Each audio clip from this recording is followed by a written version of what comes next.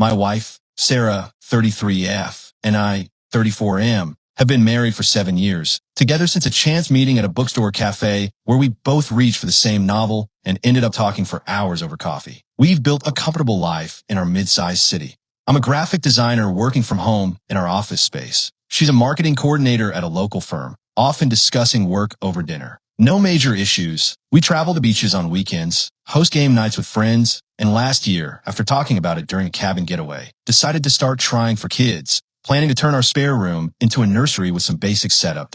Things stalled when fertility tests showed I'm completely infertile due to a congenital issue, 0 viable sperm, without risky surgery that might not even work. I told Sarah during a park walk, and she was supportive, suggesting we consider adoption or donors later on. We paused trying and focused on our relationship with date nights and a few counseling sessions. But 5 months later, she announced she's pregnant, showing a positive test over breakfast I prepared. It seemed impossible for me, but she swore there was no cheating, calling it a miracle or maybe a test error. I asked for a paternity check, but she got defensive, saying to trust her or leave. Friends advised, giving her the benefit of the doubt, but suspicion built up. Our home, once full of ease, now had tense silences. I couldn't stop thinking about how this could happen, and it strained every conversation. How do I handle this without breaking our marriage apart?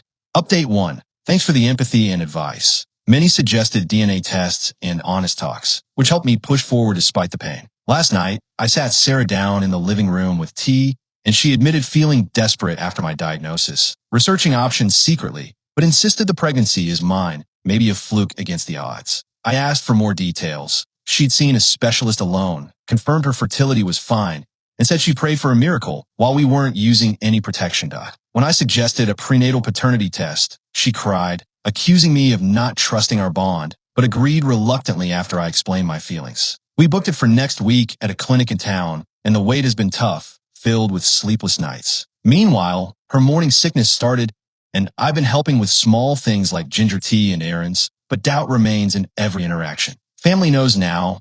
My parents are excited about a grandkid, but question the timing. Hers are thrilled and dismiss my concerns as overthinking. Our game nights with friends feel awkward with forced conversations. If it's not mine, what happens next? The spare room's nursery plans sit untouched, adding to the stress, and I'm starting to prepare for worst-case scenarios. Update 2. Reddit, your calls for checking finances and communication revealed issues I hadn't noticed. While Sarah napped one afternoon, I reviewed our shared accounts on my laptop and spotted odd charges. Appointments at a fertility clinic I didn't know about, totaling $2,500 over 3 months, right after my diagnosis. Confronting her in the kitchen during dinner prep, she broke down and admitted going for consultations alone, but claimed it was just to gather info on donors, nothing more. The pregnancy, she said, is natural. Perhaps my condition was misdiagnosed. But when I pressed harder, she confessed a one-night slip with a coworker during a work trip 4 months ago. It was stress relief after a rough day, involving drinks at a conference bar.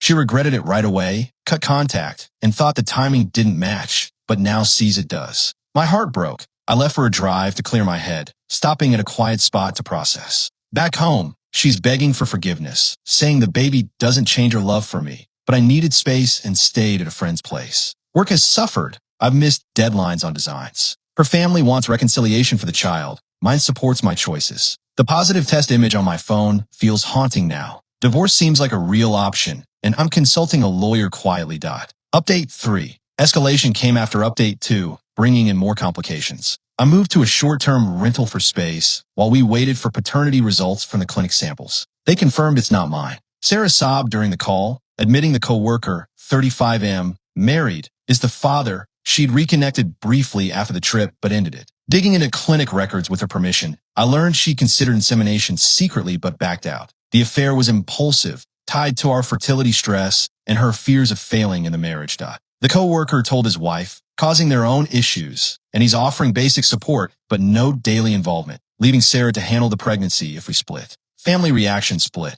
My side stopped contact with her, seeing it as unforgivable. Hers supported her with visits and help. We tried mediation sessions, where she showed remorse and mentioned starting counseling for her decisions. I've begun individual therapy too, working through the betrayal, and it's helped me sort my thoughts. The nursery stays empty, with baby items in boxes. She's keeping the baby, and I'm conflicted, offer distant support or attempt to rebuild. Our shared home feels like a past life now, and I'm focusing on my own stability. Update 4. 6 months since the pregnancy announcement, things have settled in clear ways. The divorce finalized in a quiet courthouse session with a fair asset split. I kept our apartment. She the house we'd fixed up. Paternity was established legally with the co-worker, who's providing child support after a separation, helping Sarah as she goes back to work part-time from home. She's managing well with motherhood prep, joining groups, and setting up the nursery simply. And the baby boy arrived healthy last month. I moved to a new city for a different design job, settling into a place with room for my work and some weekend outings like hikes. Family ties repaired unevenly. We have tentative joint holidays, with my parents accepting the child as a sort of nephew. Hers have reached out to me occasionally. Sarah and I keep civil talks about the baby for his sake, though I'm not involved day to day. We met once in a park to exchange apologies and recognize our communication failures. I've started dating casually, someone from work who shares my interest in books, keeping it low-key. The pain has lessened over time, teaching me about trust and moving on. Fertility challenges test relationships deeply. Reddit, your insights helped with the hard decisions. Signing off this story.